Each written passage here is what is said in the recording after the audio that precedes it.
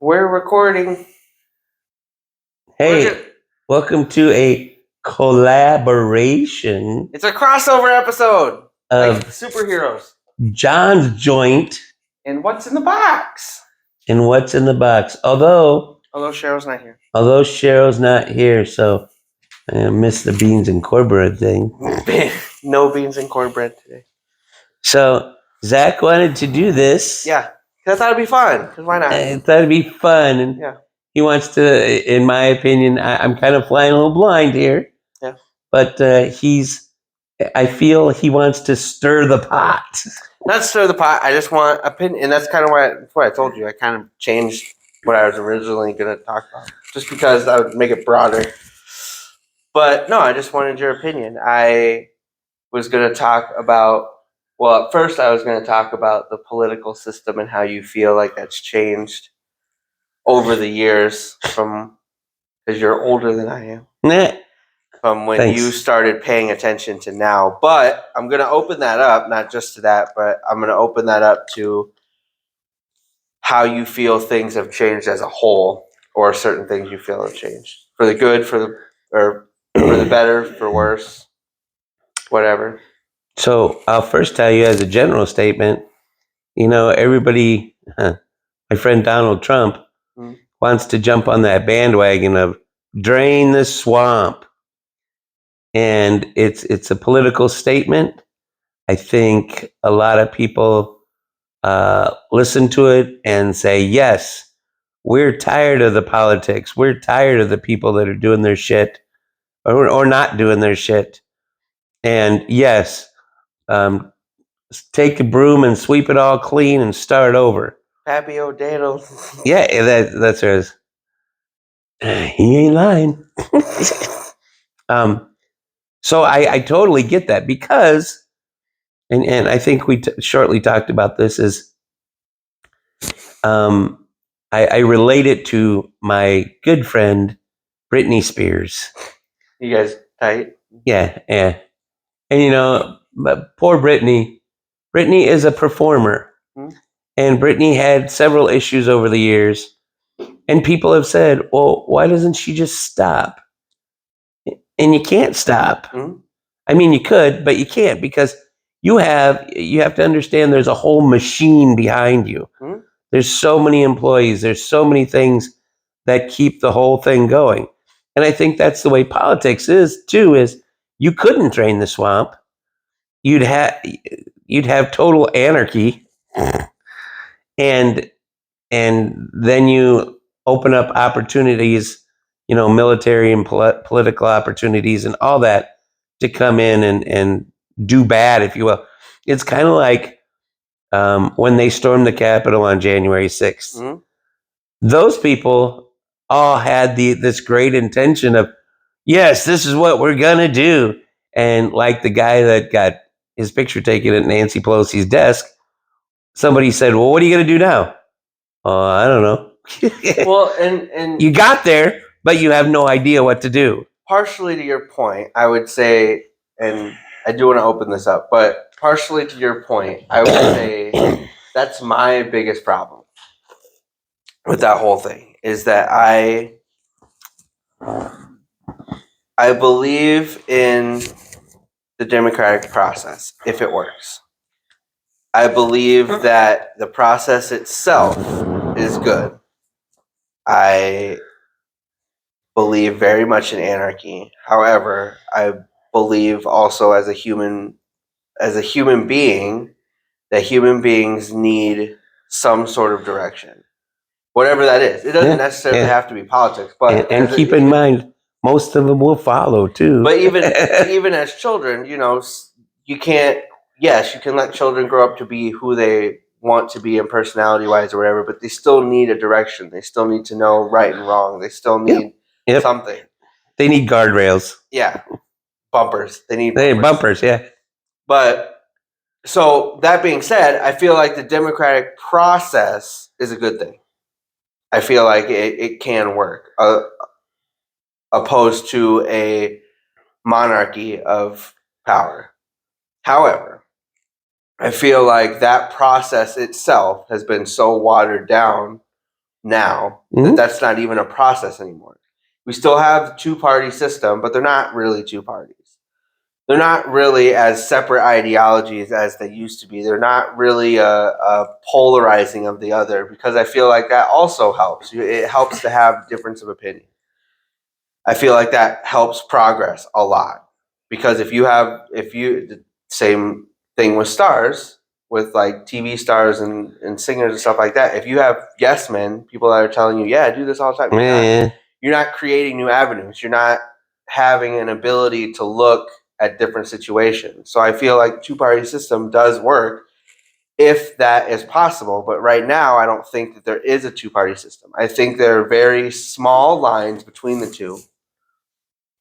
My personal opinion. I feel like there's small lines between the two parties where they differ, but overall, I feel like it's just a monopoly of personal opinion and not politics.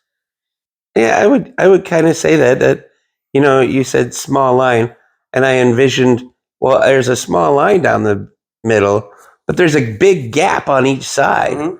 where there's people way over here and way over here, and some people in between. And unfortunately, in my opinion, the people that are way over here and way over here are the people with a lot of money. Mhm. And I laugh because I laugh because I'm coughing. I see good people out there that would make good politicians. Mhm. But those good people are the people that don't want to run. Mhm. And those people far over here and far over here are the people that shouldn't run and probably aren't, but have all the cash in the world To do it. and back their purpose. Now, saying that, so let's say Donald Trump as a good example. So he's got money. Some would say he doesn't have as much money as he says he does.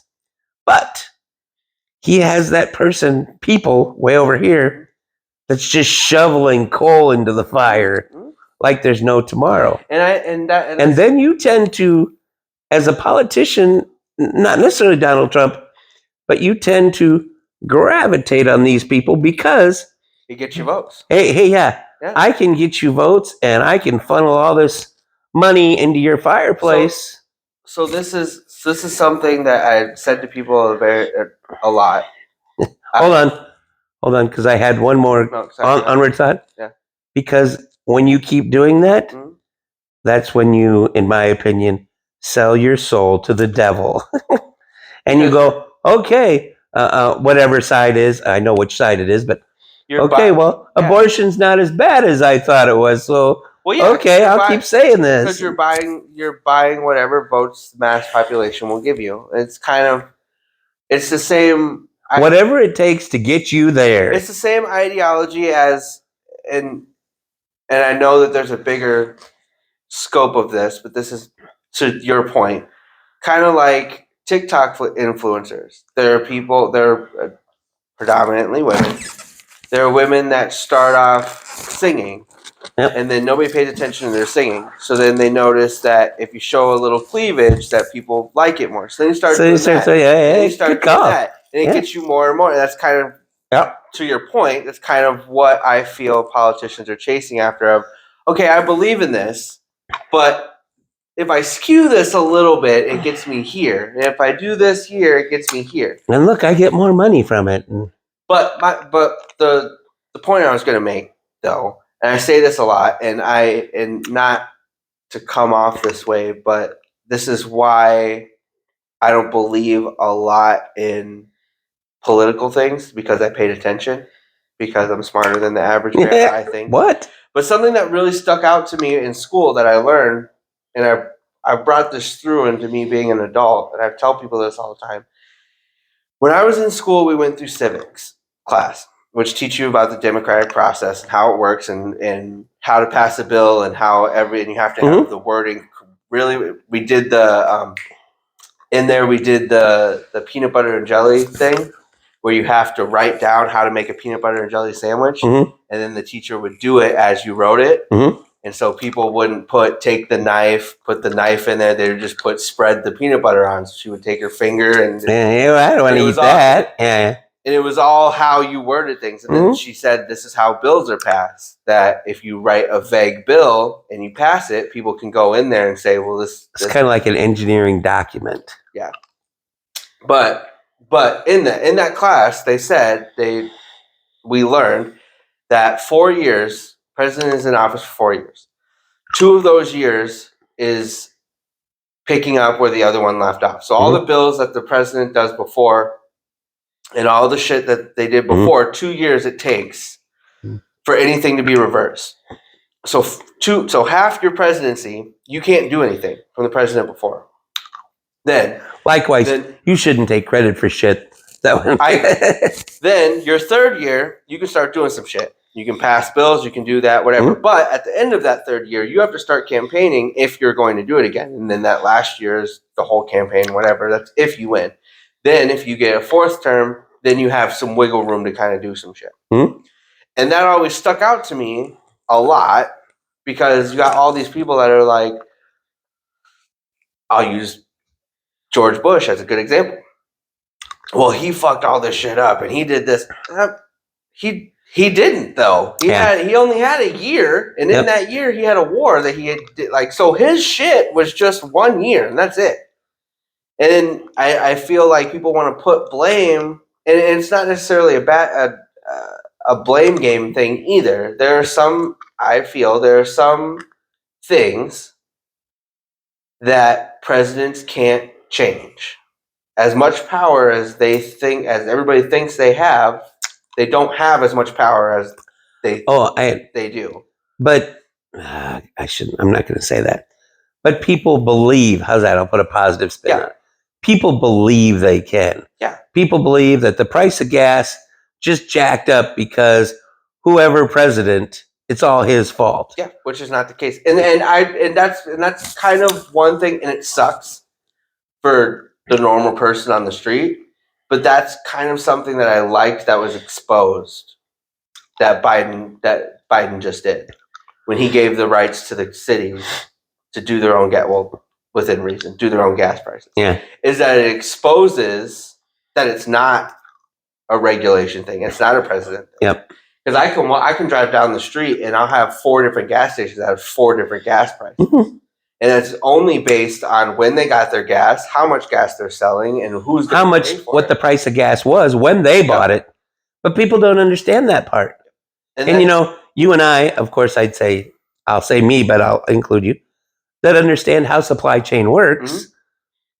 It's kind of like, I liken it to what I used to do a while ago is you buy low, sell high. Yep. So what you're trying to do, if you're Joe's gas station, and I'm exaggerating because it's usually a conglomerate, you're trying to buy gas at this price, and you're going to end up paying it to the consumer at this price. But along what you just said is, you were talking about what cities can do, but now you have state taxes. Yep. And so people don't get that either, that some state taxes might be up here on gasoline, and some might be up here. And now you have Joe's gas station that can play with what they're going to charge. Now, they usually look at their market around them, and if Steve's gas is selling it for $3.20 and you're at $3.25, well, now I got to adjust it to $3.20. My profit margin is going to go down because I need to compete. I need the volume to keep going. People don't get all that part. They just say, Mr. President, you made my gas prices go up. And, you go way back to OPEC and say, okay, the price of a barrel of crude is part of it. It is. But nobody gets the in-between part. I was going to say, but wholesale, I mean, and that's kind of what I was getting at as far as the president goes. I'm not saying that they don't have, and this is the big part, I guess.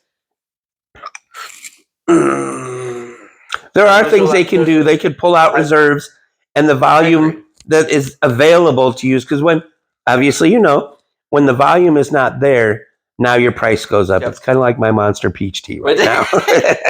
But one of the big things, yes, presidents can do that. But I guess my whole thing, and I look at it as an ecosystem. I guess. And maybe this is out of the box thinking. Maybe this is thinking more about it than it actually is. But I think of the United States in politics and the governing body as an ecosystem, whereas the president could theoretically snap his fingers and be like, "This is the new law." They could go. It'd be dumb, but they could go, "No more oil, so you don't have cars. So everybody's walking again." They could do that. I got my electric cars. Well, they could do that, but that's going to disrupt the ecosystem. Yeah, it goes back to my Britney thing. There's such a big machine behind it. You're going to have people that are. You're going to have anarchy. You're going to have people that aren't going to trust the government anymore. Like gas stations on fire. Yeah, you're going to have riots and shit like that. Yep. And I feel like that's to a point. People have to understand that is part. Whether the president uses it that way, because I'm not saying every president thinks of it that way, but I'm saying the American people have to realize that is a part of it. That it's not just as easy as I'm president, I'm going to make a bill, I'm going to make these group of people happy, and we're just going to move on like nothing happened. There's checks and balances, there's pros and cons to everything that you do. Yep. So yeah, there might be a president that believes, and this has been backed up beforehand, and I'll bring in the gay marriage thing. This has been backed up beforehand that there are many presidents before that point that believed in that wanted that. But they couldn't do it because of the time that they were in. Yep. And then it finally got to a point where the group of people that were going to be upset about it. You're starting to normalize it. Yeah. That it got to a point where it wasn't as riot worthy as it was before. Kind of off the subject, but what you were talking about, your mom and I were talking about this the other night, was UFOs. Mm-hmm. So back in the 50s, it's a different time. And if you would have said, yes, we have aliens walking amongst us, people would go nuts. The whole world would go nuts. It'd be like George Orwell's. Mm-hmm. However, you spoon feed the public a little at a time. And I will say, this is just me, is like, are there aliens? Oh yeah, I'm guaranteeing you there are. Do they walk amongst us? I doubt it, but have there been UFOs? And oh yeah, okay. I think there's a big push right now to say, okay, we need to tell the public that it's there. So they're putting a lot more than what there ever used to be. But it's like your mom and I talked about, is like, so if you said, okay, we lied to you back in the 1950s and there was this, it just throws so much gasoline on the fire. Okay, if you lied to me about this, you lied to me about everything. Well, and that's what I was gonna bring up about before, is that's where I feel like COVID didn't help the American people, because for the most part, there are certain exceptions, but for the most part, the American people pre-COVID trusted the government, no matter what they said. No matter how much bullshit they slung about how whatever, they trusted the government to a point of thinking that they would never outwardly lie to them. And I'm not saying that there weren't different people that thought that, or different sections of people, but overall. Whereas when COVID happened and it was exposed, certain parts of COVID that the government knew, that the government did this, that it was based in a lab, that it wasn't just free flying and it happened to hit the U.S. Once people had that information and realized that there are holes in the government, the government process and what they tell us, because we were stuck, had the time to sit at home and fucking do our research. All this shit, it put a hole in that to where now people aren't as trusting. Even if they are trusting in the government, they're not as trusting as they were before. So now, anytime anything comes out, like a bill or a thought or a new president or anything like that, people aren't as like, okay, let me listen to what this guy has to say. They have it in their brain of, all this is bullshit.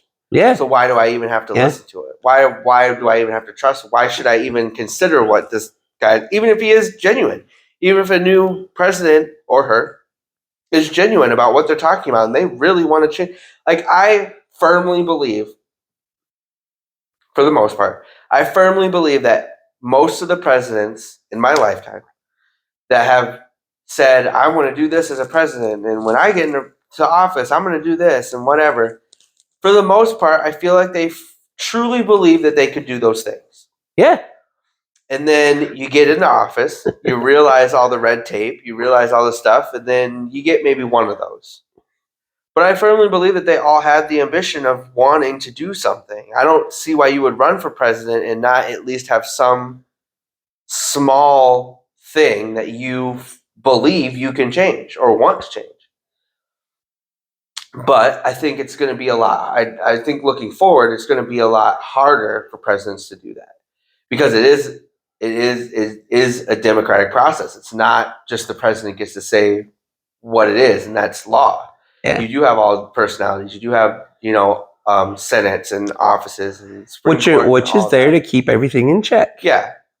But like so you don't have a dictator. But like I said, they're human too, so they're seeing this whole process too. So you can't tell me that there's not one person that was in the Senate or in the Supreme Court or anything like that doesn't feel the same way as the American people do about that. I'm sure there's a lot. So then like I said, you're still going to have people that do make that call that are going to be like, it's going to be a lot harder to do anything. Yep. So you won't be able to get the votes that you need. Yeah. Because those people are going, oh, wait a minute. I think it's just going to be a more drawn out process. But that being said, yes. But as a whole, are there things besides politics? I know there's a lot that's changed in your lifetime. But are there things that you see that have changed for the better, for the worse? I would say the machine has gotten bigger, stronger. As far as that the line you talked about before has become what I described. Here's your line, and there used to be the left and the right and whatever. And again, I don't understand all that because people pigeonhole you. Mm-hmm. Oh, you're a liberal and you're a conservative and you're this and you're why do you have to pigeonhole people? Mm-hmm. What was a conservative today could have liberal views mm-hmm. and vice versa, but yet you want to pigeonhole. Mm-hmm. So, but I think that from that line, you had this much space, but now it's become this much space. And now, and I'll use the COVID people because I know a lot of those COVID people have done that, mm-hmm. that you grew up trusting the government and you were here, but now because of COVID, and I'll throw in UFOs too, or whatever you want to throw in, you now push this boundary to way out here now. And now you divide us as people, you divide us farther when we're here, and now we're this far apart. And we can't.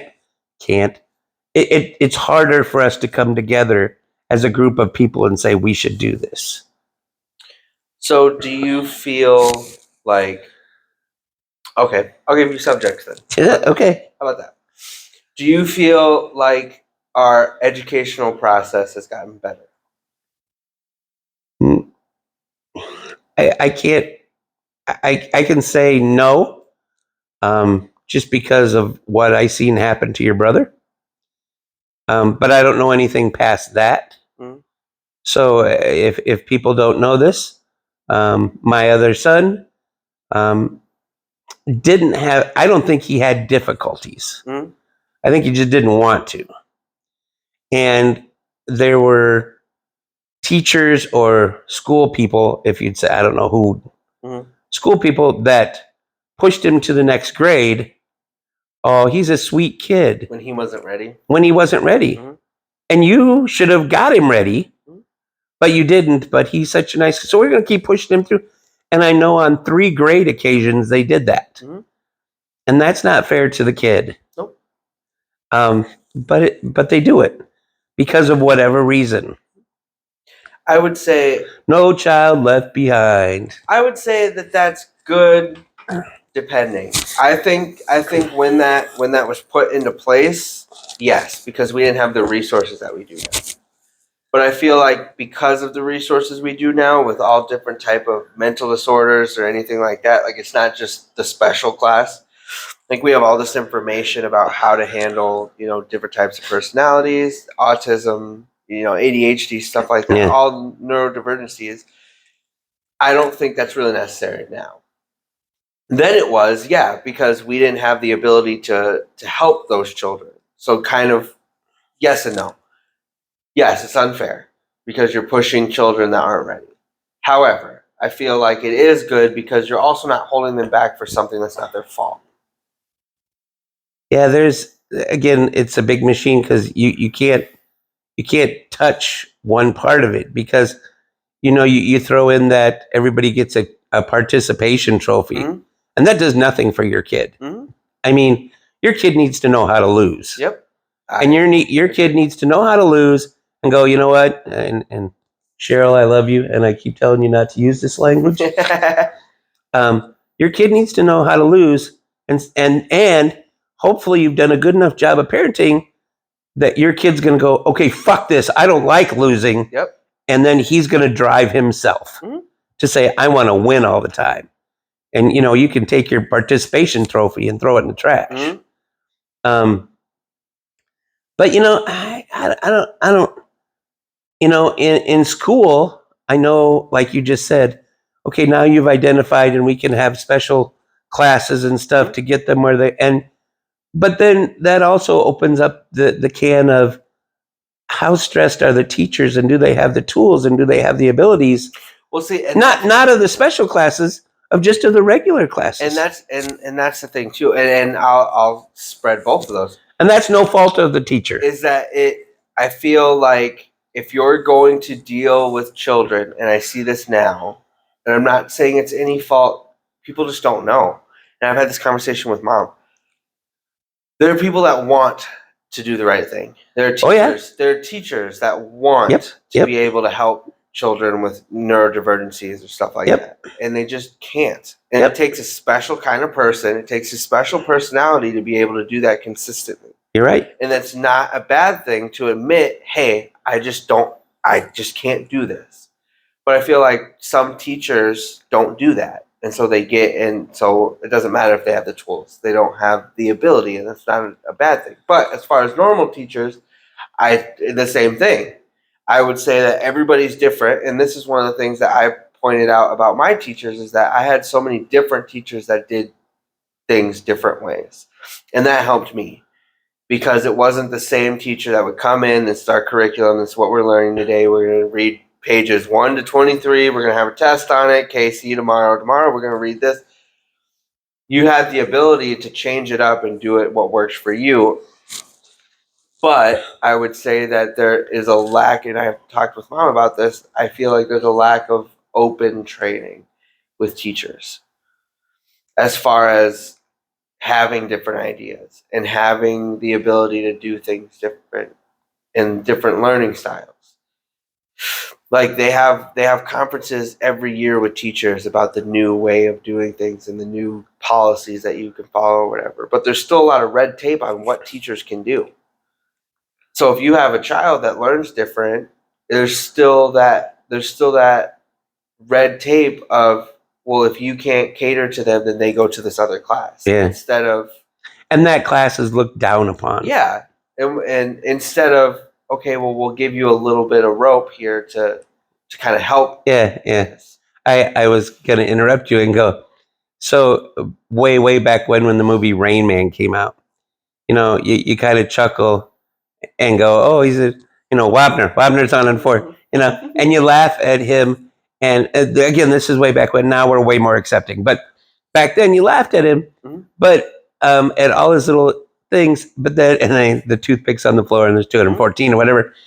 But then again, I'll pull me being older, look back and go, yeah, people made fun of him, and it was but looking back now, you go, yeah, he was probably far more genius than I could ever think of being. And people say that all the time, and I tell people that all the time, that there's a still not. hopefully, I would say not as much, but there's still a stigma around autism. But it's been proven, scientifically proven, that autistic people's brains, as far as like math and shit goes, works better and Yeah. faster than the normal person. Yep. Because their brain is blocking off another part and funneling Yep. it to that. So now what you can view as your whole brain is now focused here. Yep. And so you're hyper focused. Mhm. You may not have the personal skills you need or these kind of skills you need, but at this, you're a freaking wizard. Mhm. And that's what, and it's funny to me that thing, and doing research on neurodivergencies, it's kind of the overall arc that I have seen in all of these different ones is that they're parts that are hyper focused.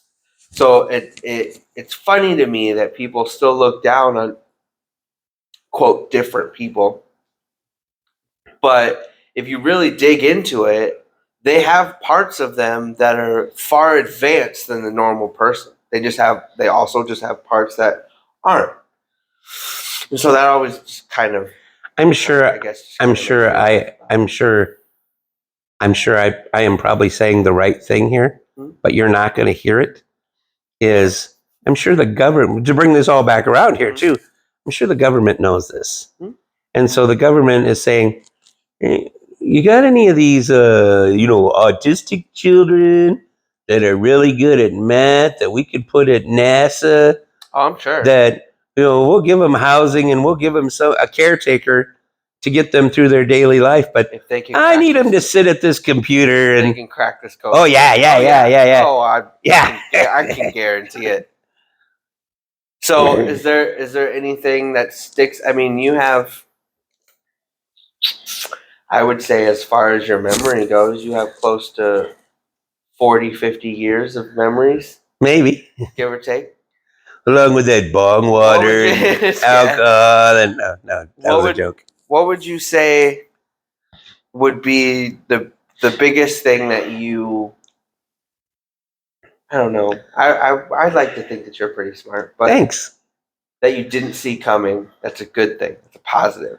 As far as politics, No, as far as the general, general make well, advancements. I guess or there's man on the moon. There's a lot. Well, I'm beginning to question that too. Because as a kid and you see it happen and you believe you had the true believerism. Mhm. I'm beginning to wonder if that actually happened, but whatever. First of all, before we go down that road, I'm looking at your hair. Yeah. Did you just get your hair done? I did.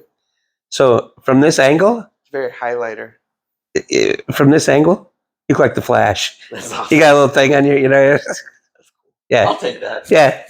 Anyways, I think, and we've talked about this before. I have changed, and I hope everybody matures in a way like I have. Mhm. Whereas I get to the point now, I wish they would have done it sooner, myself included, where you see things in a better light. Mhm. You don't judge people like you once did, and I'll use the autism community, if you will, where people used to judge them, and I don't know how to say this in so much of a negative way. Mhm. And now we're more accepting. And I get a lot of my information from your mom, and so and I've seen it in action. Mhm. And the I don't know what I want to say is how it fills. Excuse me, how it fills your heart to say you can be more accepting of these people. Mhm. One of the things I was going to talk to you about on one of these podcasts was racism. And I would have liked to have said, God, we've come so far. And we have, but we haven't. Mhm.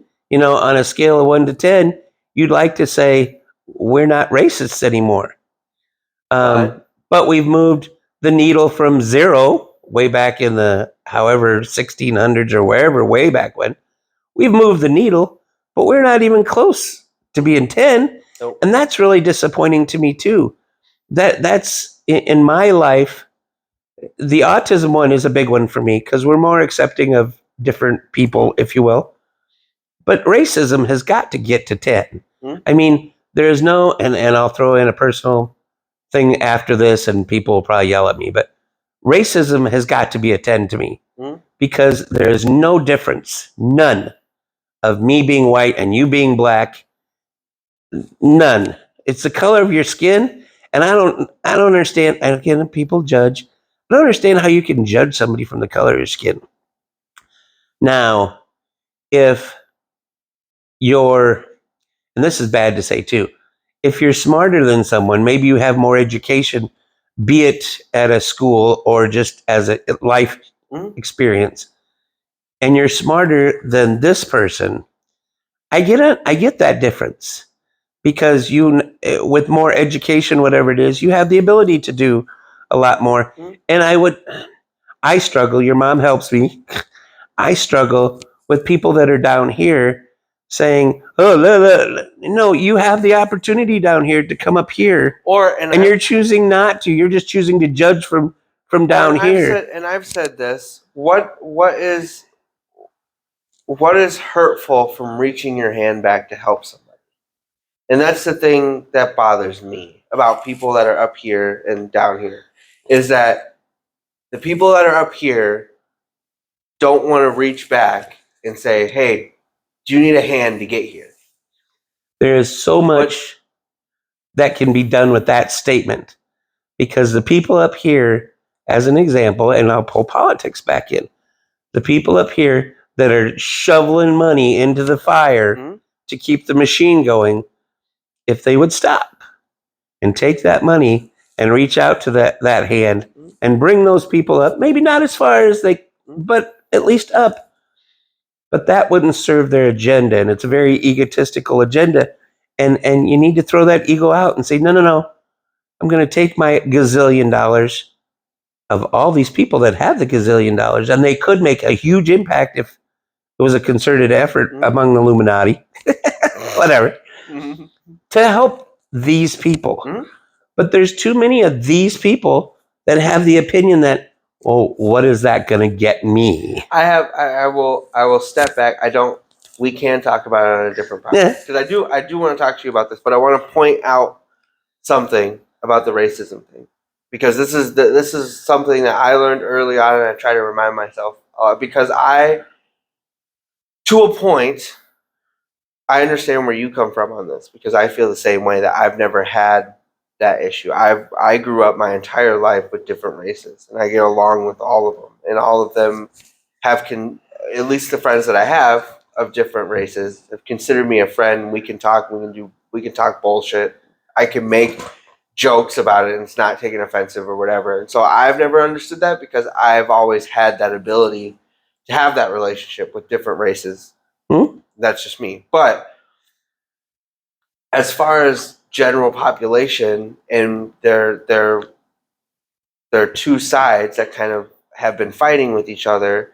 As far as, you have white people who have somewhat of the ideology of, well, that happened so long ago, get over it. And then you have black people who are like, okay, but we've had to do this for this long, so give us our time.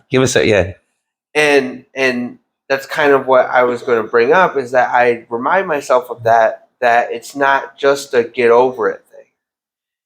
That if you're in let's say you're in a relationship that's traumatizing on both sides, on both ends, you're not going to be able to get a divorce and then all that shit has gone away. Especially if it's, let's say you're married for 30 years and you guys have been like cat and dogs, fucking saying horrible shit to each other throughout this whole thing, dehumanizing each other through this whole thing, 20, 30 years. Once you get divorced, all of that trauma is not just going to go away. And I feel like that's where some people are looking at racism, is like, well, we've done this. Well, we've acknowledged that we made a mistake. Well, we've acknowledged that we hurt you. So why are you still upset about it? And it's like, okay, but just because you say sorry does not make everything else go away. And what throws gasoline on your statement?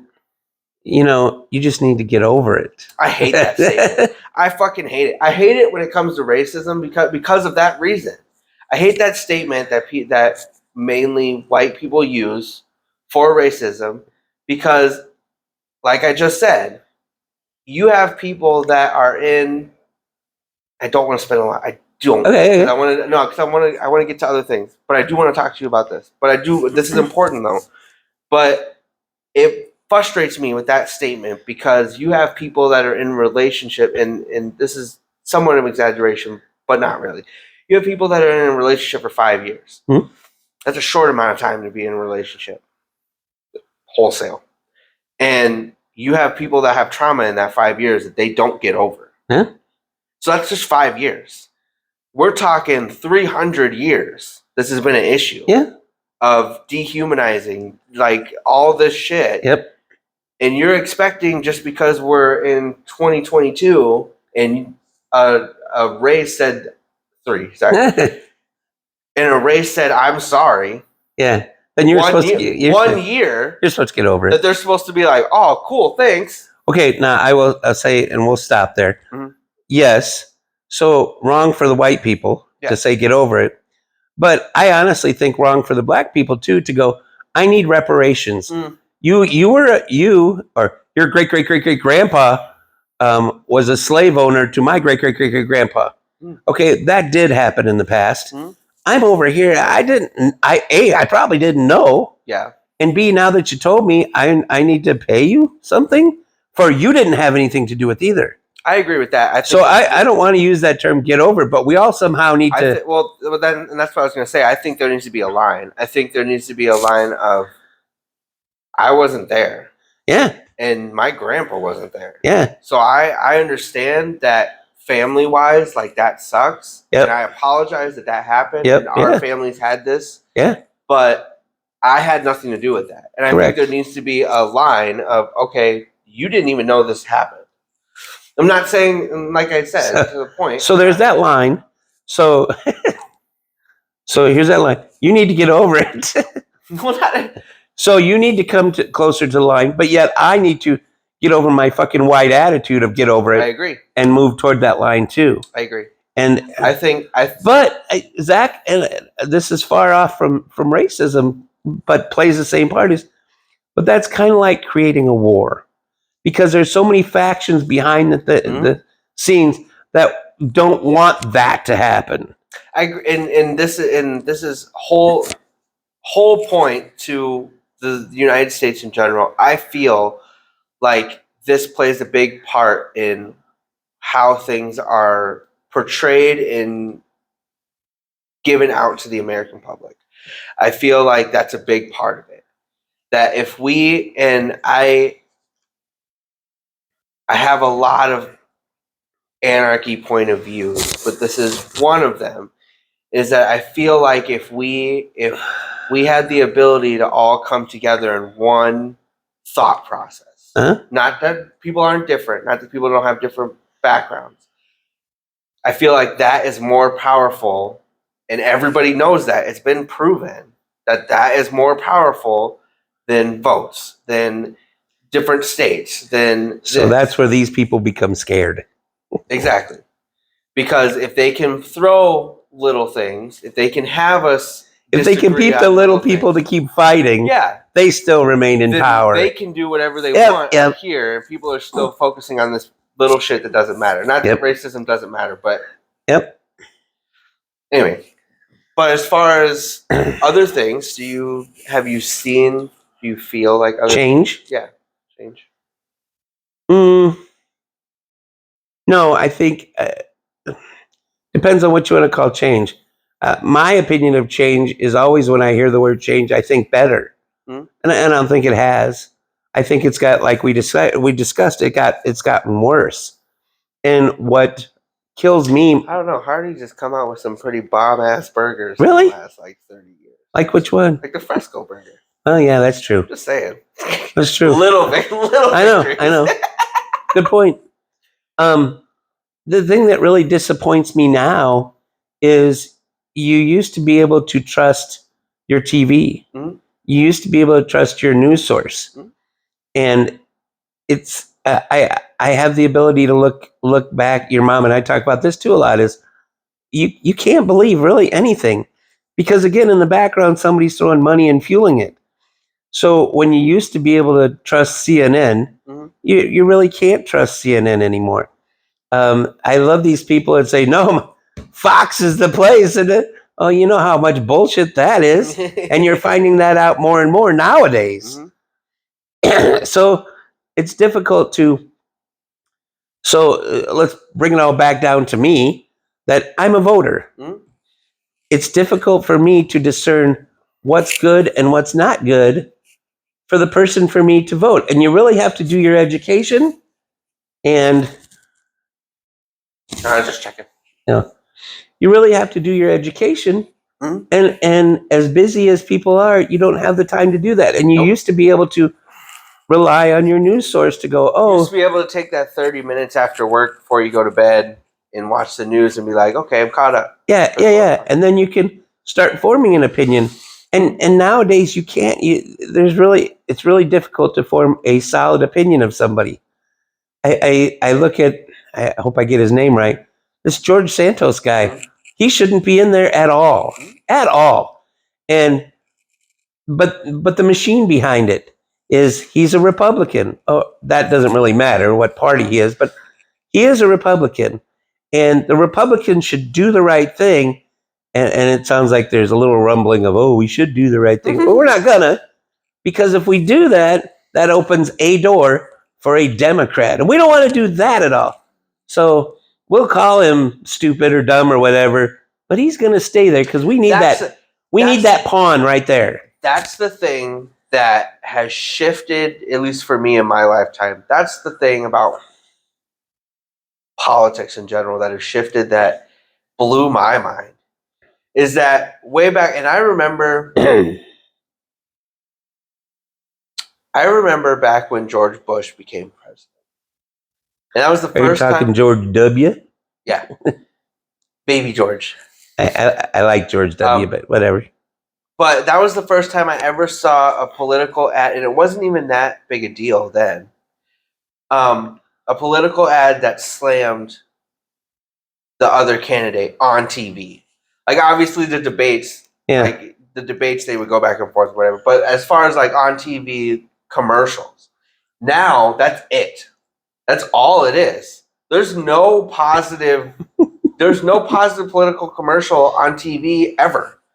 There's no like, this is me. This is what I believe in. Yeah.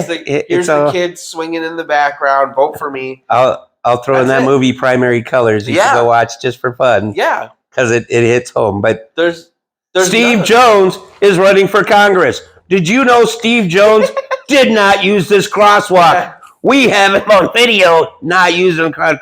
Is this the kind of person you want running? Sorry. But and you see that on TV all the time. Right now, we're watching. I don't know if it's a Wisconsin Supreme Court justice, and this person let this person go, Yeah. and this person go, and this person, and your mom and I are smart enough to go, yeah, you can say that, and stupid people are going to believe you, but you don't know the facts. Maybe the public defender or whatever was really stupid, or didn't show up, or did something that the judge had to say, okay, this is what I got in front of me. I probably know he's guilty, but this is what we did, and I can't throw him in jail because of this. Or for what it's worth, those 3 out of 500 cases are the 3 that you picked out. Exactly. You're totally skewing. You're telling me 500 cases they did the right thing. These 3, again, depending on the circumstances. Yep, you're totally skewing to make your point. And that's what that is all about. And that's what I was saying. That's the biggest, as far as politics goes, that's the biggest change I've seen in my lifetime, is that there's no positive campaigns ever. Yeah. That I've seen in the last probably 10 years now. I got to give you my 2 cents on George W. I feel like he got fucked. George feel W. like he got so much shit for stuff that he really didn't do. All rights couldn't control. George W., I believe, not the brightest guy. No. George W. got the machine to get him where he is. Mm-hmm. George W., again, I'll repeat, great guy. I think from what I've seen, he's a great guy. George W. had a machine behind him. He had dad's people behind him who knew exactly what they were doing, who started a war because the country needed a war to start funneling money and doing whatever they needed to do. I don't think George was the guy to do that. You could blame George W., but he didn't. It wasn't him. And people need to realize that. You know, people hated Jimmy Carter. Yeah, I don't know that you can. That guy is just a saint, man. And by all rights. yeah. And also, I would say, but maybe Jimmy Carter had shit for his backup people. JFK. That's what I was gonna say. What? JFK gets a. That's another one too. Yeah. Yeah, that people are like, oh, he was great.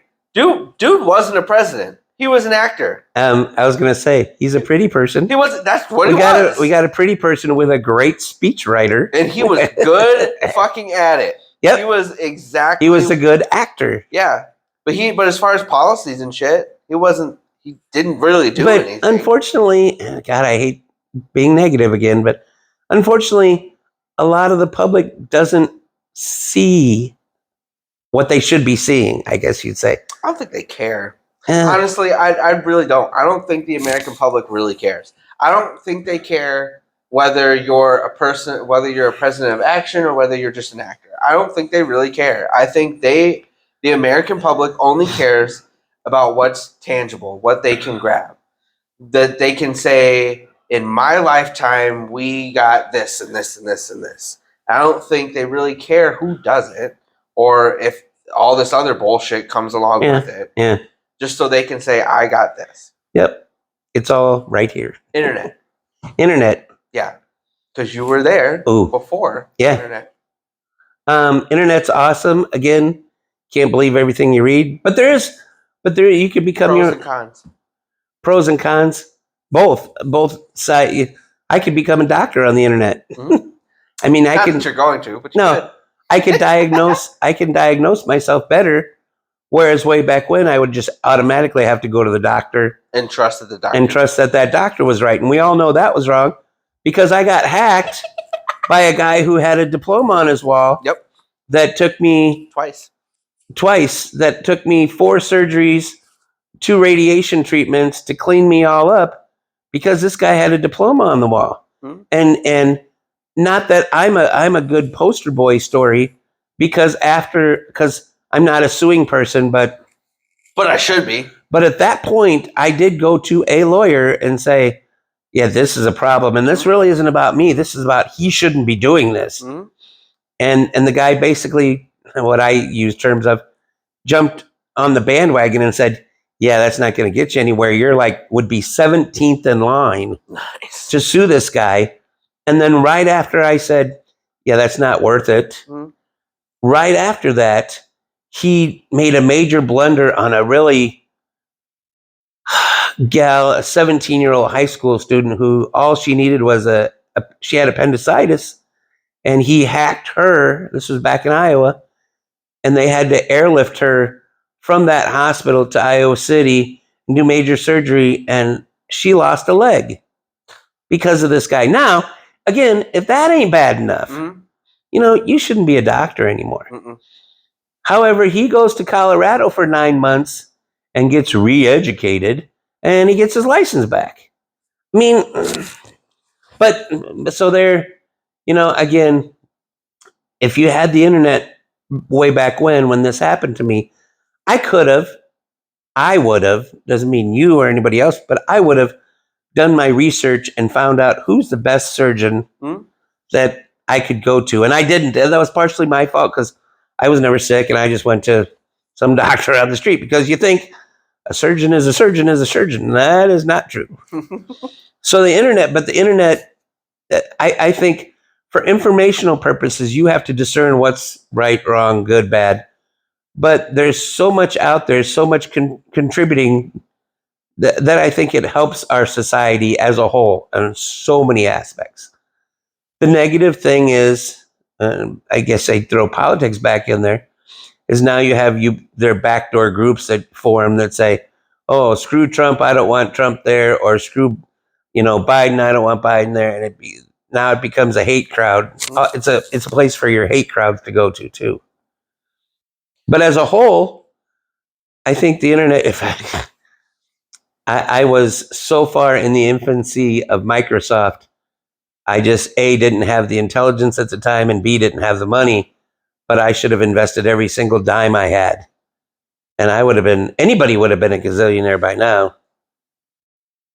Uno momento, por favor. Yeah, I'm gonna pause you for a second. Well, you're pausing you, but you're not pausing me. I know. I don't have to pause you because it'll take 1 second. So hold on. It seems like it's more than one. Oh my god, because you're talking.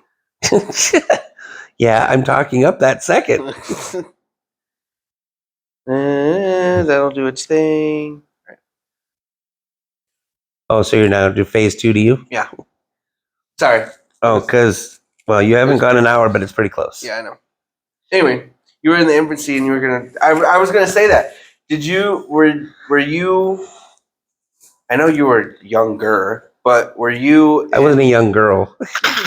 But were you in that phase of this isn't gonna pop, or did you? No. I wholeheartedly knew it would pop. I could see.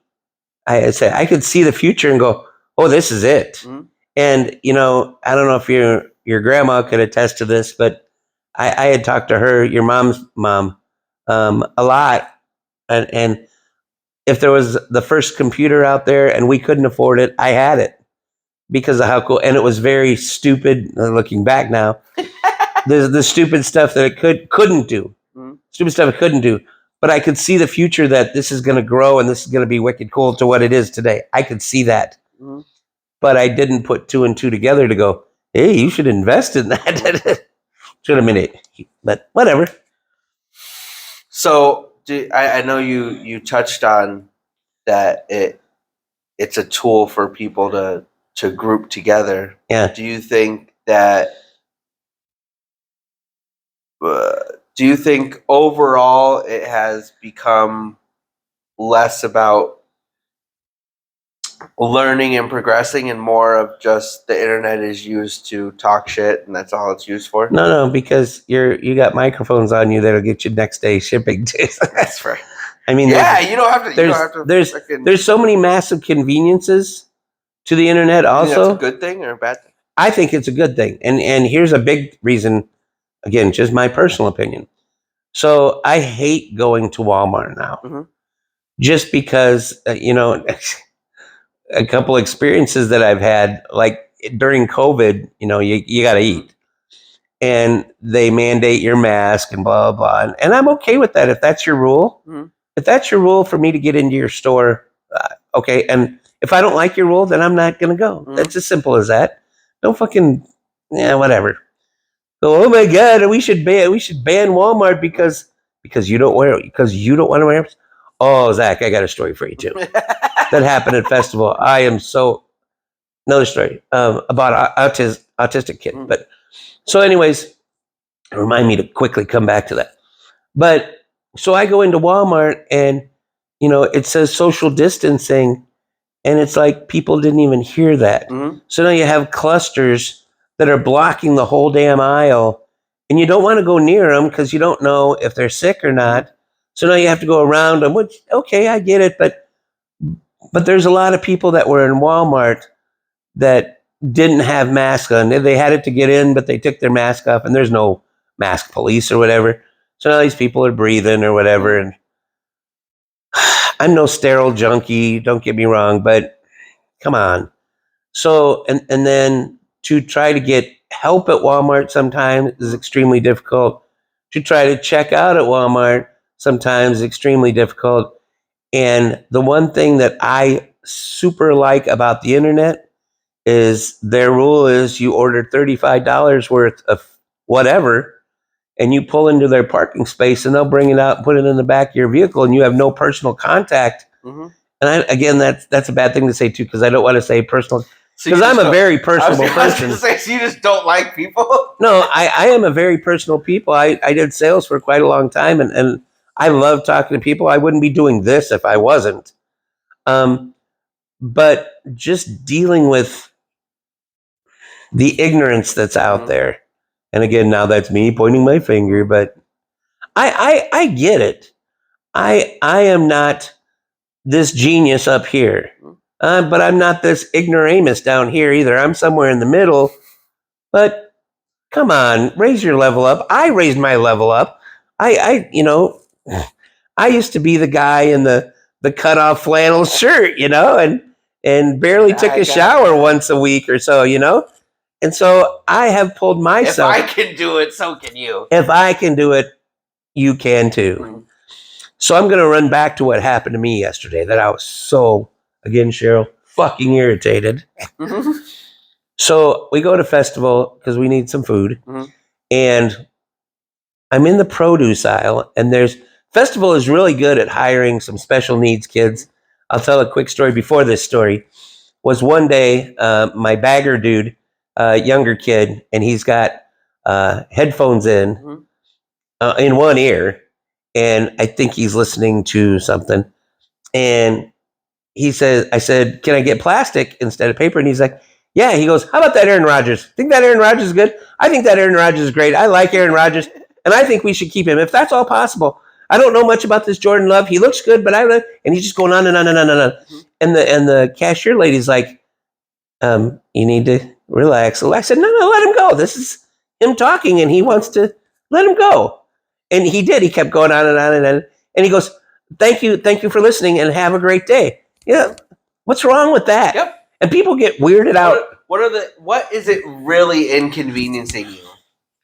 And people get weirded. I don't understand why people get weirded out. Anyways, so that I was like, oh, and here's an opportunity. Festival is giving this kid an opportunity where probably a lot of other companies wouldn't. Especially for that reason in particular, because most people most companies would have given him the chance, but the moment that happened, they would have been like, okay, well, let's move you over here. So now this is part 2. Mhm.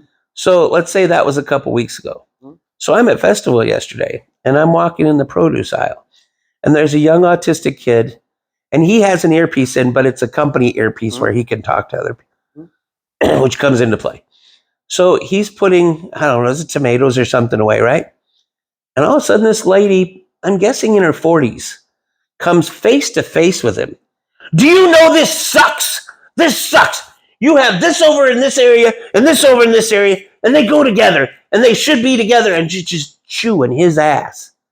And he's like, and he calmly says, I'll see if I can get help. But when she does that, my head snapped, and then her head snapped at me. And it was kind of like an oh shit moment to her. And she goes, oh, I'm just telling you it sucks. And then she walks away, right? So he did. He hit the earpiece, and he got his manager over there. And can I help you, ma'am? And she did the same thing, not at the level she did to this kid, but she did say, well, it sucks that you have this over here and this over here. And her mom and I are laughing. I'm going, yes, ma'am. We understand you're a valued customer.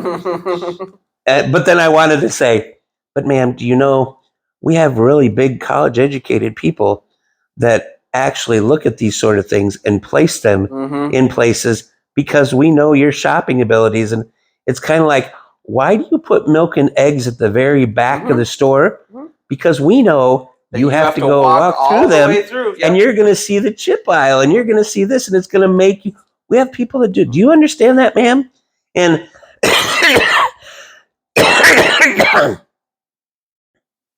but people are dumb, for lack of a better word, that don't know that. But what irritated me is, here's a kid that's just trying to do his job, and out of the blue, you come in and jump in his face. He's not Mr. Festival that designed the whole store. He's not. It's not his fault. Why? He's literally just here. Go up to customer service and ask to talk to a manager or something. Don't jump in this kid's face. Oh, I'm so then I'm irritated, and your mom is somewhere else in the store, and I'm walking down looking toward the aisles, and she goes, hey, and she's at the way end of the aisle, and she goes, hey, and I go, I'm about ready to pop some lady in the face. And your mom's like, I wish you wouldn't say that, because I would never do that. But God, you got to go, why? Why would you do this to this kid? What's the point? And that's my point for people that do that. I understand being frustrated and stuff like that, but that's always been what's the point? What is the point that you're trying to get at? I don't think they think farther than their nose of what I'm going to get. That's going to get you to be like, oh, this one person out of every Walmart location, out of probably 1 million people, this one person is going to make us redesign our entire produce section. Well, now again, on the devil's advocate, it could be that maybe we didn't think that. It could happen, but the likelihood of that is very, very low. Correct. So, honey love lips. So, for convenience wise, internet is. Sorry, go ahead. Lori, would you grab me some mints? Mints. Anyway, so for convenience wise, the interwebs is a good thing. Awesome thing. Everything's going to have a negative. And it does, but the thank you. But the negative and the positive, the positive far outweighs the negatives. I would say the positive I've seen is the ability to do this. I think the ability and I'll play devil's advocate with this a little bit because I feel like the internet has given the ability for people, and I've said this on I think both of ours now at this point. But I think that the internet gives a way for people's that brains work different to have a career. To where beforehand it was a total, and this might be exaggerated, but it was a total of 5 jobs. You went to school, you went to college, you went into these 5 areas. Yep. And those are the jobs you had. And then we had a new wave of, okay, now we're going to open it up to, let's say, 50 different jobs. But I would say now that we've learned that people's brains work differently and people have the ability to do different things and different talents, I feel like that's where the internet has gotten better. Because I feel like this wouldn't have, and I'm a big fan of Joe Rogan, but Joe Rogan has said this, that he was told that he was dumb for wanting to start a podcast. That it was the dumbest idea that he ever had. Mark Maron. And they both were told that it was a dumb idea. Nobody was ever going to listen to it, whatever. And they're 2 of the biggest podcasts ever. Yep. They've been going strong for years now. And now everybody has the ability to do this. I feel now the market is saturated. Well, to a point, yes. I feel like podcasts as a whole, the market is saturated. I feel like individuality is where I like podcasts. Mm-hmm. I like the ability to people to get their voice out there because I feel like different personalities and the way people think. I've said this. I love the way people's brain thinks because everybody's different. But the ability to do this as easy as me and you are doing it right now. The ability to not have to hire an engineer for the most part. If you want to make it better, you can. You could buy all the different technology to make it so much better and everything. Not having to have that to do this, I feel like that, and I feel like so now everybody can have a voice. Yeah, and everybody can do it their own way. Mm-hmm. And I feel like that goes with a lot of different careers. That I feel like that is a luxury that the internet has afforded a lot of us. On top of information, I would agree with that. I feel like given the ability of having information and not just medical information, but information on neurodivergencies, different types of food, you know, and you can get into why we have different allergies and stuff because I feel like that's stuff that plays into that too. But if you're, let's say, gluten, and I make a joke about this all the time, that the first person that had a gluten allergy was probably like, what the fuck? Yeah. And it's now trial by error. Yeah. But now we have the ability of being like, if you have a gluten allergy, if you're feeling these symptoms, you have a gluten allergy. If you have a gluten allergy, this is what you can do to help that sort of thing. And I feel like I got to jump on that bandwagon because part of my surgeries was they took out my gallbladder and that messes with your digestive system. And they say, okay, these are the safe, and you can research it. These are the safe foods to eat. Well, now I have the information so that I don't have to be in the bathroom. Do I really want to?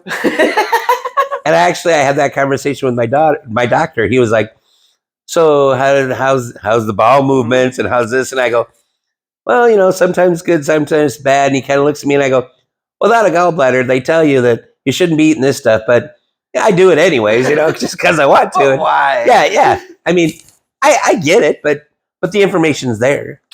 But I would say, and this goes to me personally. But me and you have talked about this. And yours kind of works the same way. My brain works in a high function way of I have 7 different things that I want to do, Mhm. 7 different things I'm trying to do. And I feel like the internet, for me personally, affords me the luxury to have all those. Because back in the day, and there's like this, and like your podcast, and my book, and stuff like that, you had to. And by the way, you're raising a family, and yeah, you had to pick. You had to be like, okay, well, if I'm going to write a book, I have to set aside X amount of hours to write it. Physically had to write it down and then find a publisher, and they had to do all that. You had to do all that. Now with the internet, I don't have to do that. Correct. I like sitting down and typing it. I feel like it instills it in my head to where I don't have to read back 4 chapters to find out where I am, that I know where I am. Mhm. But if I wanted to, because of the advances that we have, I don't even have to write. I could just have a microphone and talk the whole thing, and it would type it out for me. And now you're talking ChatGPT too. Yeah. Yeah.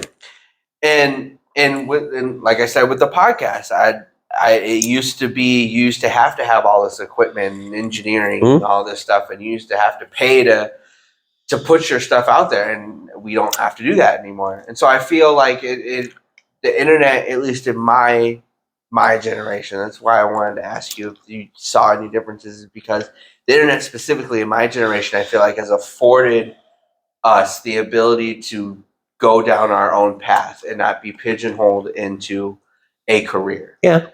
And I've talked with Cheryl about this in a different light, but the same point of women as a whole for a long time were pigeonholed into nursing. That the only career that women could have, for the most part, was barefoot and pregnant. Was it one of them? was that, or you had to go into nursing. You had to be a doctor. You had to be a nurse. That's the only career that doctors were males, nurses were females. Yeah, and I feel and that's all it was. And I feel like we got to a point in the society that's where it was, that you were only allowed to do that. Where with the burst of the internet and different ideas, people like Joe Rogan kind of pushing past the criticism of this is going to be dumb and proving that it works. Yep. Has afforded us the ability of being like, okay, I don't want to do that. I don't want to be a nurse. I don't want to sit and do inventory for 8 hours a day. I don't want to do data collection all the time. I don't want to work on cars all the time. I want to do this. This is more my speed. This is what I want to do. And that's no negativity to any of those careers. But it affords us to find what works for us. There's a lot more avenues out there. Yeah. There's one of the things when you were talking and you're saying, thinking about 7 different things, and I am. But one thing that I was thinking about what you just said was, so say I am a person wheelchair bound, and I can't do certain jobs. That limits me now. And maybe I have a wheelchair that stands up. Did you see that? I did. And I also was born with pterodactyl arms. So now my arms are like this. And not a lot of muscles in my neck, so now my neck's like this. Now I'm not the most attractive person, and I can't get around that well, but I can talk to you like this. Hi, John's Customer Service. Can I help you? You now have a job on the internet. You may not be the most, because damn it, people hire attractive people, and unfortunately people hire people with, great personalities and what will fit. And I get it. I do. But there's also the internet has afforded people that aren't a celebrity-ish looking person the opportunity to have a very lucrative job where they never would have before too. I'm pretty sure I've talked to you about this. I don't know if I talked to you about this on one of my podcasts or not, but I know I've talked to you about this in general. But and we can get off the internet thing if you want, but I feel like the ability, what we have now, and like I said, the ability to give different avenues of people, whatever. We've also given the ability for content creators to own their own shit. Yeah. And that is a big thing. Like, and do their own promotion. One of the things that really hit home is I was watching an interview with Dane Cook and Bert Kreischer. And Dane Cook did this thing. Like I said, I'm pretty sure I've talked to you about this, but Dane Cook did this thing on Moment, it's a website, and they give you the ability to put your content up. People can buy it, whatever, buy tickets through there, and it's like a live Yeah. streaming thing, but you own it. Hold on, I gotta stop you. Who was the guy? Who was the comedian? I can see his face. Louis C.K. Yep, he does it all through his website. So Louis C.K. did what he did. Mhm. I'm not going to go into that, but people were creeped out and wouldn't hire him as a comedian. Mhm. And now you got a guy, and it was all his fault. Don't get me wrong, but this was your livelihood, Yep. and now you have nothing. Yep. And he's a guy. I go way back to when we first started this conversation. You could make a choice at that time. Yep. Okay, poor me. I'm going to live in a 1-bedroom apartment, barely pay my rent the rest of my life, blah, blah, blah. Or you could find your way out. Yep. And that's his way out. And that's what. God damn it. And that pissed me off, Zach, because I really, for the longest time, and it's probably been easily over a year, I really want to pay the $8.99 to get on his website to watch him. But it's all funneled toward him. It's not, I'm not going to rely on anybody else anymore. It's me. And then, like I said, and that's what he did. When that happened, he took all of his money that he had, Yeah. bought all his content back so Yep. that he could put it out. So that's just him. So nobody could ever take his shit away from him again. And that's what Dane Cook did. And then with his special, and a lot of people have done it now, is that Moment, the website Moment allows you, it's your content. So you can pick 30 days, whatever, however long you want it out. And then once that expires, they give you your content back. They don't take it. They don't take a slice of it or whatever. You get all your content back. So it's yours. So it's not like Netflix. So what you're saying, if I understand you, so you could, quote, for lack of a better term, rent it to HBO, and they could put it on for 30 days, and then you don't have access to it for 30 days because it's theirs. But after that 30 days, now you can get it back, and you can repackage it and resell it over here to Netflix. Yeah. Okay. Whereas before, when they used to do specials, and Netflix has it, Netflix kind of has it in their contracts too, of they own part of it.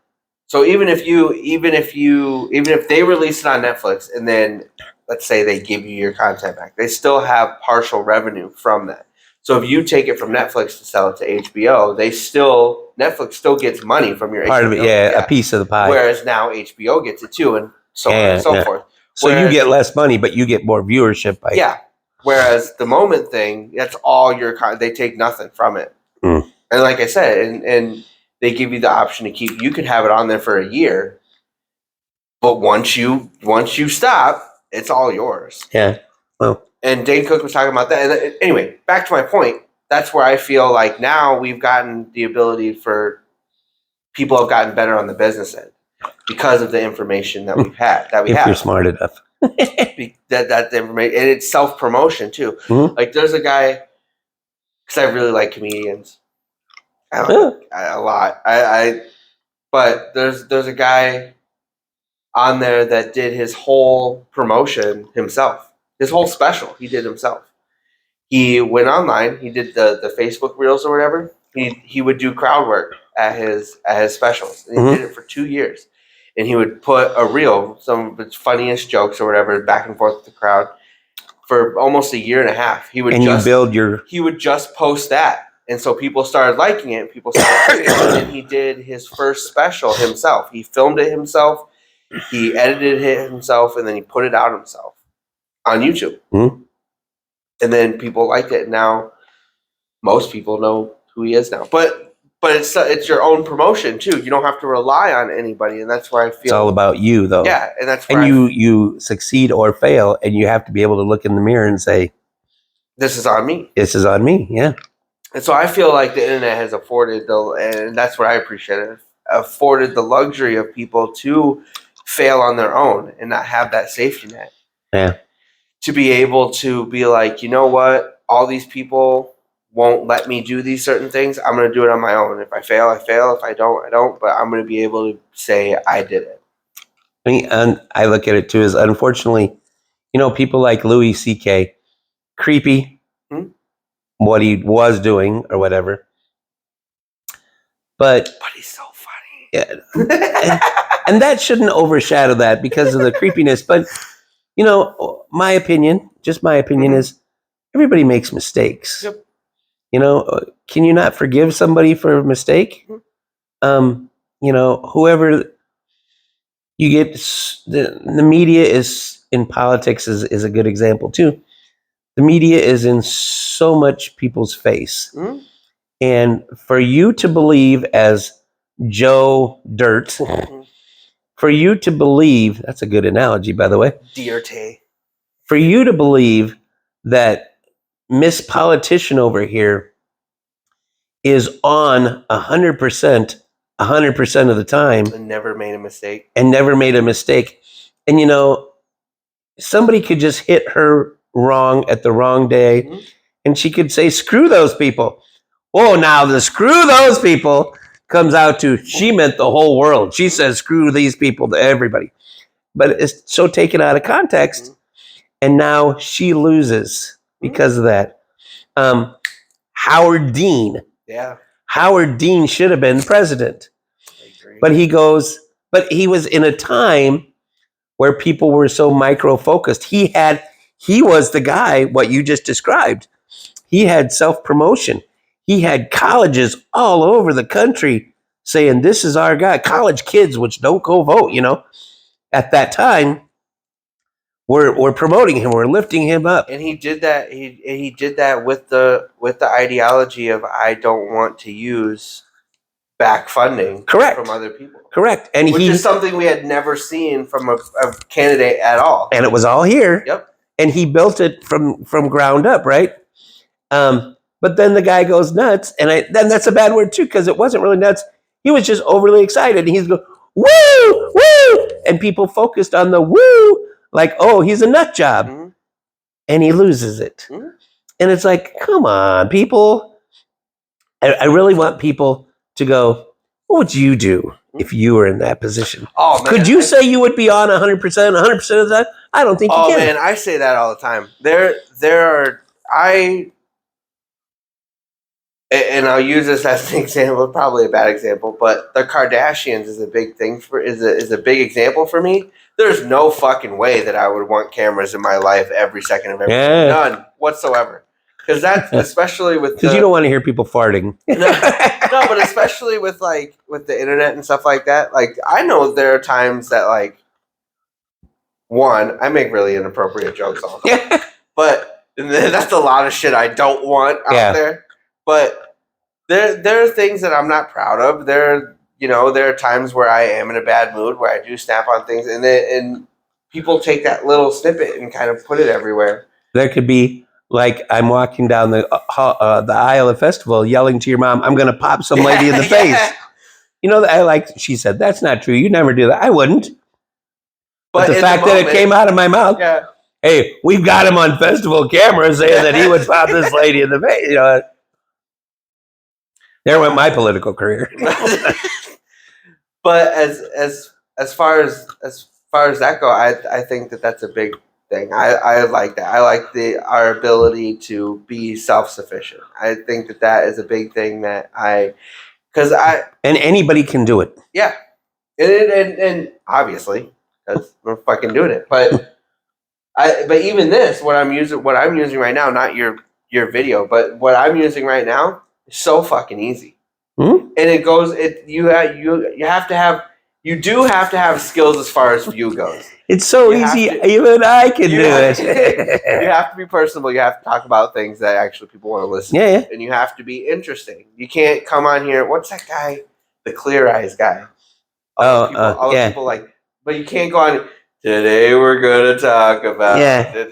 People won't listen to it. But the ability to put this out there is so fucking easy. Like all I have to do is record this, put a description in, hit it, and it goes straight to Spotify where anybody can look. Listen. So let me ask you a question. This goes into you personally. So this is great for you to do. Yeah. You're only dealing with me right now. Mhm. Could you do this to a crowd of 1,000 people? In front of you, in your face right now. Could I talk to Could you them? could you talk to one or two of Like them? a motivational speaker? Are you talking about No, I'm not like, talking. are you talking I'm about, saying you're Joe Rogan. Yeah. And you have the mic. Mhm. But you now have a crowd of 1,000 people. Can you talk to those people? I think I could. So the reason I ask this is because then I would say, I'm very proud of you No. because you've come a far way. Yeah. You know what I'm going to refer to? No, probably not. So back when my son didn't have a job, Oh, yes, I do.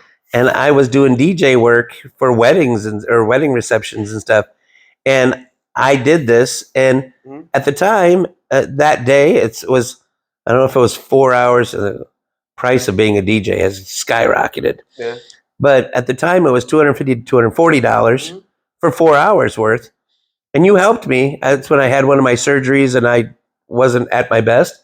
But you helped me and we got through it and everything. And I said, Zach, you don't have a job.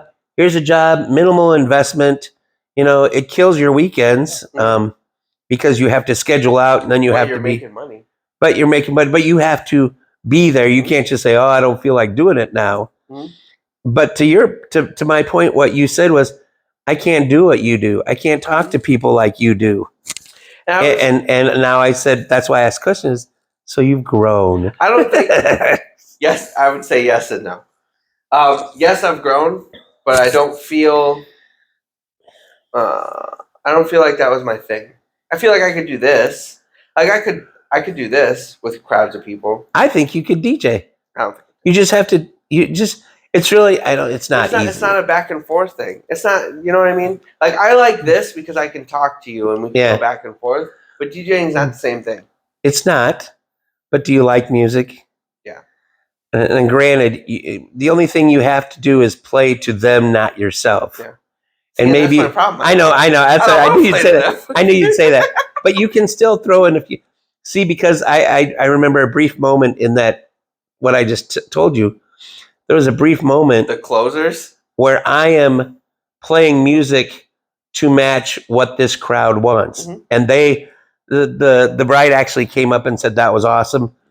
Places that I've DJ'd have said that about me, that I can read a room really good and play the music for the most part. I don't think I'm 100%, but 90, 95. But there was a time that night, I think you asked me to play a song that you wanted to hear. Can't Hold Us. I remember that. That's what I said. That was the closer. And then all of a sudden, these young guys came up and, oh, that's awesome. And there was like 5 or 6 of them. And that was something that I never thought to even play. So there, as I said, it's money, it's a job. It's a killer every time. It would be a killer now. But it's something that anybody could really do. But I think too many people want to sit back and say, poor me. Where there are so many opportunities out there for you to make money if you wanted to. You got to put the effort in. And that's one of the things that I've told people that, yeah, I do this for fun because I like doing it. But it's not like I'm not putting effort into it. Yeah. I mean, I joke with Cheryl all the time because she's like, you didn't write any of this down? And I don't. I have a subject for the most part, but that's kind of how I like doing it. I like not knowing where things are going. I like thinking on my feet. I like talking to people. But your subject is here. You know the subject. Yeah. But in your head, there's all these things over here. So you can pull from all those things. Yeah. I don't need to write it down. I have the ability to do that. So it's not like I'm not putting effort into it, because I am. I think about what I'm going to talk about. I think about generally, considering who I'm talking to, generally where that conversation is going to go, thoughts, shit, what I'm going to put on Facebook, stuff like that.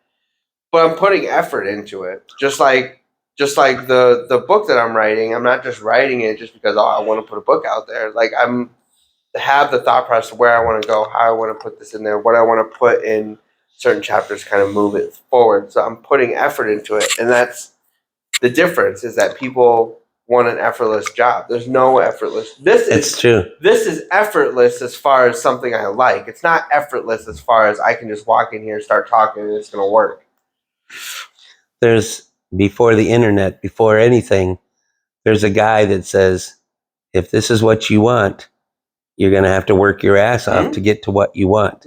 Nobody's going to give you everything. So your effort is, you get, Dad's saying, you get what you give. Yep. If you want to put it out 100%, if you want to go out and promote yourself, if I think what gets you where you think in your head you want to be, you have to get out of your comfort zone. So if like you just said, I like doing this, okay, but if you want to go to a next level, then you have to get out in front of that crowd of 1,000 people and start talking to them. One of the things that really sticks out in my head, and I think about this a lot, is, like I said, I really like comedians. I really like Bert Kreischer as a whole. But he said something in an interview that, before I even started doing this, that really stuck out to me, is that was one of the things that he had to put in his brain. The moment that he realized he could do it as a career, he tells a story about how he didn't want to do stand-up. He just did it as a joke one night. He was at a comedy club, and somebody dared him to do 10 minutes. So he wrote his name down or whatever, and he ended up heckling and going back and forth with people in the crowd because he was the only white guy in a black comedy club. Nice. And he was talking about the story about how he was there for probably 2 hours before they called his name, and he just going back and forth with all these black guys in the audience, to the point where they were all laughing at him. And then he went up. He had never done stand-up before. And then he went up and he's like, I told this shitty joke, but because I had already done all of that beforehand, I had one punchline. He's like, out of 10 minutes, I had one punchline that hit because everybody I already had that funny. People knew I was funny before I went up there. And then it worked so well that I realized I could do it as a career. But the point I was making is that he said from that day that he was going to be the best that he could be. And that's why he tours all the time. That's why he's constantly doing 50 different things, is because the moment he realized he was going to do that as a career, he did it to the best of his ability and everything he could do. Not that he was the best at it at the time, but he was going to be the best and had that mindset. And I feel like that's, a lot of people don't have that drive or don't have that confidence that they can be the best at it. Do I think I can be the best at this? No. Sorry. There's way too many people that are way better at it. Have saturated market. Way too much time at it. Do I think my book could reach people that have never felt heard in that regard as far as reading a book? Yes. I feel like the reason why I'm writing the book the way that I am, and the reason why I thought it was a good idea in the first place, is because I have never seen anything like it in my head. So I think as far as that's why I spend so much time tediously in it, is because I want it to be the best that it can. I want it to really come out the way that I felt it or that I thought it in the first place. But also I have that drive to do it too. I have that drive to make sure that it is the best and make sure that it is the best I can put out. Whereas I've gotten progressively better at this specifically. If you listen to the first one, it's kind of rambly and there's no real structure of it. And I've gotten better at it. I've gotten better at what I want to say, how I want to say it, my voice specifically, how I do things. I think you have to also be accepting of the fact of what you just said, that, okay, I'm here. This is where I start, and I want to be here. I want to be the best. I want to be the Kevin Hart or the Jerry Seinfeld, okay? So I understand that I'm going to have to work my ass off and do all these things that are going to make me very uncomfortable to get me out of my zone to get me up to this level. Now, be realistic and say, can I get there? And you say, probably not. But the fact that you got from here to here is way far better than sitting here complaining that I couldn't do it. And the effort, I've seen people that put stuff on the internet that say, oh, I'm going to make all this kind of money and everything. And But they minimal effort. with minimum. Well, they start off with a good, great idea, and the first month or so goes good, and maybe the first 60 days go good. But now it's like, oh, this is tedious, and I don't want to do this. You got to really push it in there. And that's the one thing that about this specifically. That's the one thing that I said from the jump, from the moment I started doing this. And I've told Cheryl that I put in my head, and it pissed me off when I got to a point where I had to rush. There were 2 times since we've been doing this for almost a year and a half now, that I didn't have anything planned. And it was Sunday. Normally, the last season we did, this is normally on Sundays. But the last one we did, I wanted to do it every Friday. Because people get off work on Friday. You can put it in the morning. It's on people's news feeds. It's there, right? But there were multiple times where I didn't have anything planned. And so it got to Friday, and I'm rushing shit. Like, I'm like, hey, we're gonna talk about this. We're gonna fix it. It turned out shitty. And so there, I have to constantly remind myself whether I want to do it or not, and I have it in my phone all the time. Is to As do a it. reminder, Is to do it. Today we're going to do this. I don't care what's happening. I mean, barring like one of us going to the hospital. Yeah. I don't care what's happening. We're going to block out an hour or 2 for this. This is going to get done. Get her done. Yeah, every day. And there are times that I don't want to do it. There are times that Cheryl doesn't want to do it. But we do it. Or I do it. It's like going to work. Yeah, because sometimes you don't feel like it, but you know you got to make the money. Because you need to put the effort in. Yep. Yeah, that goes. But as I was saying, so you get that. You get here and you've plateaued. Mhm. You're not where you want to be, but I put in this effort, and it's not making me $1 million now. But it's getting me close. Yeah. Yeah. So then you drop off and you go back down here and you start going, poor me again. Whereas if you were 60 days in and you at least got to hear, Mhm. that's when you really need to, again, go back to looking in the mirror and go, okay, what?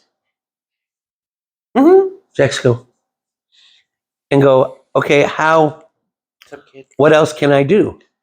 So can I take my reels or whatever they are, my TikToks? Mhm. I think he likes you. Yeah. He likes attention. Hey, you gotta get off the mic still. Jackson, go. Anyway. It's at that point that people need to realize, okay, so this is only working for me this much. Is it now time to go live on YouTube? Mhm. Or is it now time to go to, this other avenue? So maybe I'm just doing TikToks and now I need to do Reels or vice versa. Mhm. And what I told you before is you also have to have creativity. And the guy, I got to tell the story. The guy who I'm looking at different Reels and they're all of 10 seconds or whatever. And he put on his Reel, driving down the highway. What'd that sign say? And you go, oh, I didn't catch it because he was going to. So then you click on it again and you try to read it and you can't. Damn it. And you do it again. And you do it again. Well, now you've looked at it like 4 or 5 times and he's getting his viewers, right? Or viewership. So now you do it 5 times and you get frustrated. And you go, okay, damn it, I'm going to find out what that sign says. So now you're starting to time that video. It's only 10 seconds, but you're still trying. Pause. Oh, it just passed. Damn it. I'll get it next time. Pause. And it's too soon.